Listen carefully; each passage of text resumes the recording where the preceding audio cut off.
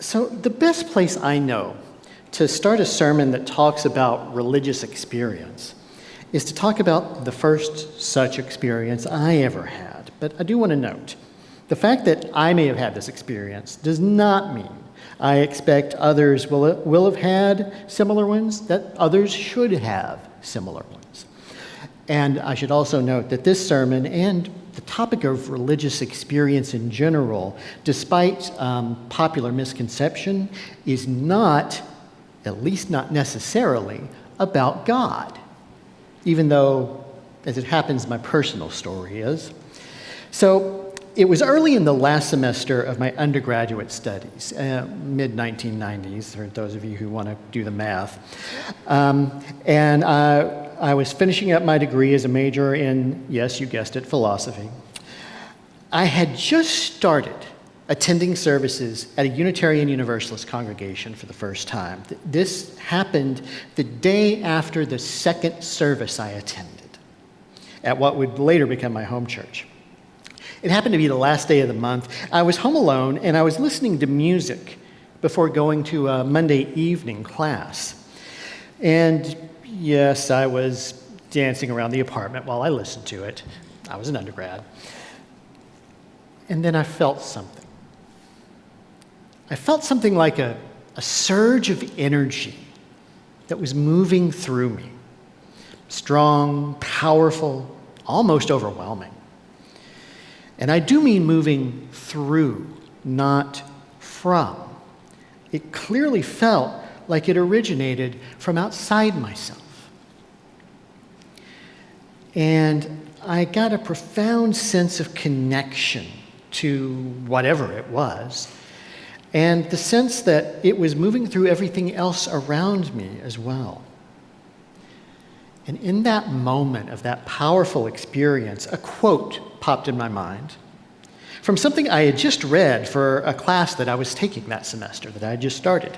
The class was American philosophy, and the quote was from the first author who we started with in that class, Ralph Waldo Emerson, from his essay on nature, from the passage that Travis just read a few moments ago. The currents of the universal being flow through me. I am part and particle of God. It was a powerful moment in my life at a time when my own religious sense of myself was just starting to open, to expand.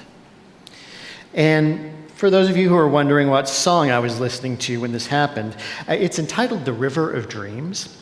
The lyrics describe someone who's experiencing a spiritual crisis, with lines like, I've been searching for something taken out of my soul, something I'd never lose, something somebody stole. And I'm sure those lyrics are relevant to the experience I had while listening to them, although this does give me the dubious distinction of being possibly the only person, certainly the only one I know, to find God while listening to Billy Joel. I mean, there's probably a list of artists that could be compiled for whom people have found God while listening to their music. Now, I like Billy Joel, but I doubt he's high on that list. But putting him aside, the experience I had that evening in my apartment wound up being an explicitly Unitarian Universalist experience of the presence of God, because of the Emerson quote and my own new context attending a UU congregation. But again, I want to stress this. Religious experience need not equate with experience of God, because religion is not about God. That's how the religion scholar Loyal Rue says it. And AV Booth, could you please put up the first slide now? So he says it in his book entitled, Oh, would you look at that? Religion is not about God is the title of the book. And yes, clearly, from the story I just told, my own religious experience and religious life is theistic. AV Booth, you can take the slide down now. Thank you. Still, theist though I may be, I'll be the first person to loudly affirm that you can be religious without any belief in the existence of God or gods, And certainly you can be religious without experiencing God. If you don't believe me, ask any Zen Buddhist you know. So I hope these caveats reassure you all that I have zero interest in challenging anyone's non-theism or other personal theology. My interest here is in helping those of us across our theological differences to grasp more fully why experiences of a profoundly meaningful nature or quality are important. How do us UUs and other religious pluralists know when we've had a religious experience and what makes it religious anyway? Also, as I said earlier, this has recently become a more important topic for us UUs. Why? Pause for dramatic effect while he takes a sip. Because of our UU shared values. Sort of. Some here will remember that it was just 2 years ago that the General Assembly and its delegates, that's the annual business meeting of the National Unitarian Universalist Association, for those who are new, overwhelmingly voted to change the UUA bylaws, specifically Article 2. That's the section that used to contain lists of principles intended to describe what UUism is about. And what replaced it is the statement of shared values: justice, equity, transformation, love at the center, pluralism, interdependence, generosity. But also, the old version included a list of sources that had influenced UUism. They included humanist teachings, spiritual teachings from Earth-centered traditions, Jewish and Christian teachings, wisdom from the world's religions, words and deeds of prophetic people, and one other, which I'll note in a moment. The new version replaced that with a paragraph labeled Inspirations. And so now I'll make an editorial comment, and this may be only my own opinion. That new Inspirations section, that new paragraph, I think the first sentence of it is very strong, and the rest of it is useless. It's intentionally generic language that purposefully says nothing in particular, which I respectfully think was the wrong approach on an otherwise very well-written set of understandings of our shared faith. But wisely, the final form of the paragraph included an amendment. It includes an amendment, which is a slightly revised version of the first source from the old language. And AV folks, next slide, please. Here's what it says. Direct experiences of transcending mystery and wonder are primary sources of Unitarian Universalist inspiration. Direct experiences of transcending mystery and wonder are primary sources for UU inspiration. So we now, as a national religious community, are explicit about emphasizing the role of experiences in inspiring our religious lives. And honestly, the way the paragraph's written now, that's pretty much all that we're emphasizing in that statement. And we do so with language that in no way requires these to be theistic experiences. The phrase about transcending mystery and wonder is open to a theistic perspective like mine, and also equally open to non-theistic sources of meaning.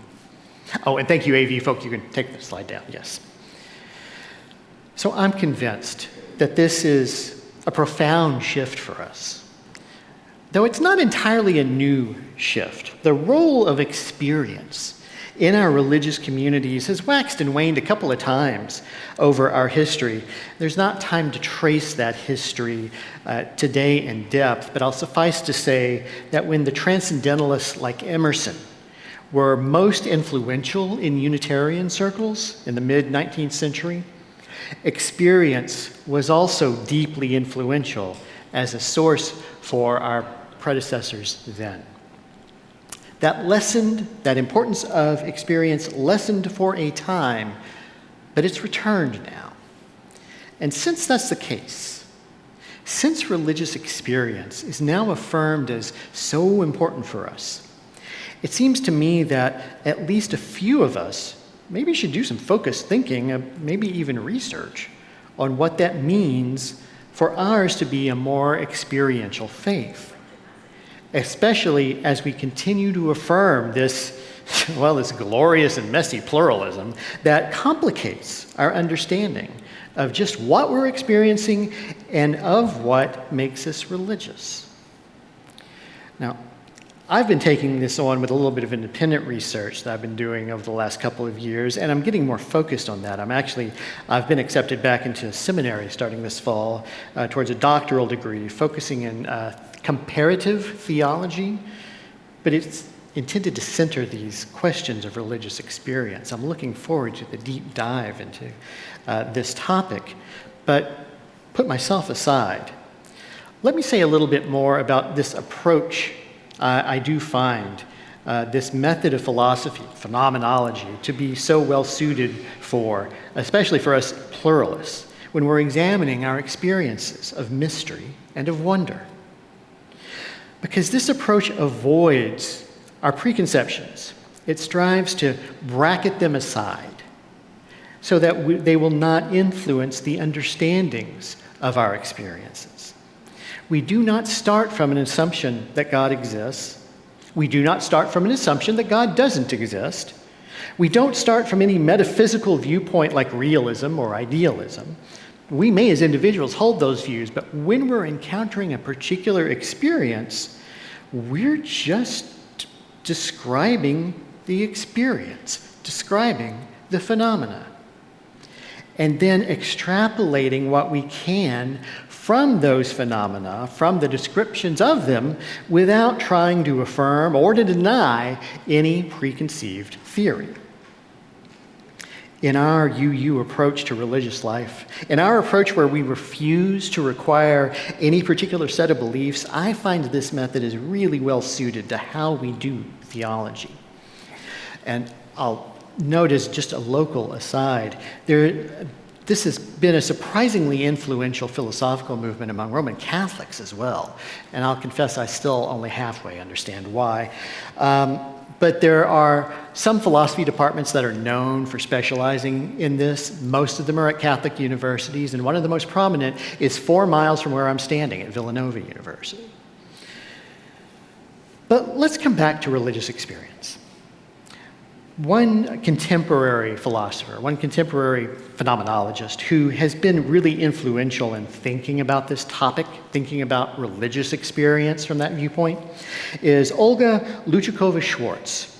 Now, I actually had the pleasure of meeting her about 2 years ago at a conference, and I was pleased to learn that among her diverse academic positions, she'd actually taught Unitarian Universalists in the past.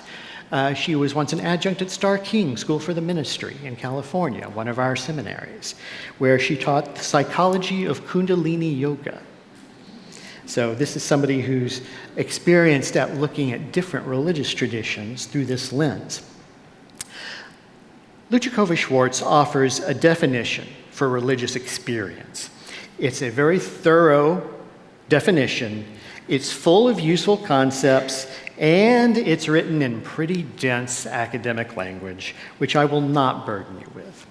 But what I will try to do is unpack her definition in a way that makes some of the key concepts clearer, because I believe they can help us be open to recognizing when experiences we have that can help us be open to recognizing when we have experiences that take on that religious quality in our lives.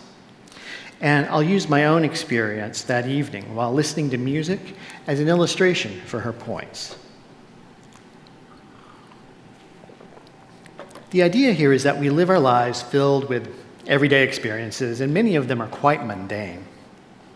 Yet sometimes a different kind of experience breaks through. It interrupts that mundane flow and reveals areas that were once hidden to our consciousness. Just as that feeling of energy flowing through me interrupted my simple enjoyment of the Billy Joel song, and it added a deeper connection, a deeper sense of connection. These once hidden areas of phenomena are locations, if you will, where our experiences reach the limits of our lived experience in general, locations of mystery, in her words. And I experience that mystery as that which came from outside me but flowed through me, separate from, yet connected to myself. And it's easy to think that we would need to work at integrating these experiences with religious meaning. And while that might be the case, Luchikova-Schwartz argues that also our minds can spontaneously associate them with such meaning. It's that connection with language, with ritual, with other symbols, all of which might have a religious value in our lives, whatever that religion may be, Buddhism, Christianity, religious humanism, etc. That symbolic connection with what you find religious gives the religious quality to the experience. The Emerson quote, springing spontaneously to my mind as I was feeling the energy flow, led me to understand the experience as an experience of God. To put it more generally, I connected my experience almost automatically with words that were just coming to symbolize religious meaning for me, even in my then brand new religious identity as a UU. There's so much more I could say here. I'm in the early stages of pulling together resources to affirm this presence of wonder and mystery in broad ranges of phenomena, and to understand the psychological clues, to be aware of the religious nature of that mystery and wonder across multiple theologies. I'm especially looking forward to exploring the kinds of experiences from which non-theists might draw deep meaning and value, and how these can affirm one's worldview from a non-theistic perspective. Again, going back to Frederick Strang's broad definition, the means to transcend life, the means to transform life ultimately, I would call that a religious experience, even if others might eschew that vocabulary.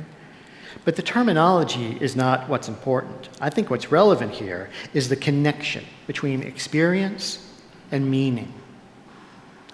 Because there's great potential for us to unpack new aspects of how we can live out our UU faith, our individual lives, and our shared congregational life through such a deeper engagement with our direct experiences. For today, I can only hope that I've opened a door for you to start exploring these wondrous and mysterious experiences in your own lives, and experiences that can deepen the sense of meaning and connection with that which is ultimately transformative for each of us across our differences of how we may understand that. I hope we all can be just a little bit more open as well to not only our own deepest experiences, but the experiences of others. Because here's the other advantage, the last point I want to make about this pluralistic focus on experience. When we're presented by a fellow UU, or anyone else, with an experience that on the surface does not match our own worldviews, I hope we can do just a bit of that bracketing which phenomenology teaches, not rejecting our critical judgments altogether, but just setting them aside for a moment or pausing them, at least at first, and listening for how another's experience has informed that person's life. And in doing so, I see such promise for us living more fully into this pluralistic faith that we strive to build as Unitarian Universalists, and that we can continue to affirm one another across our differences. So may it be for us all.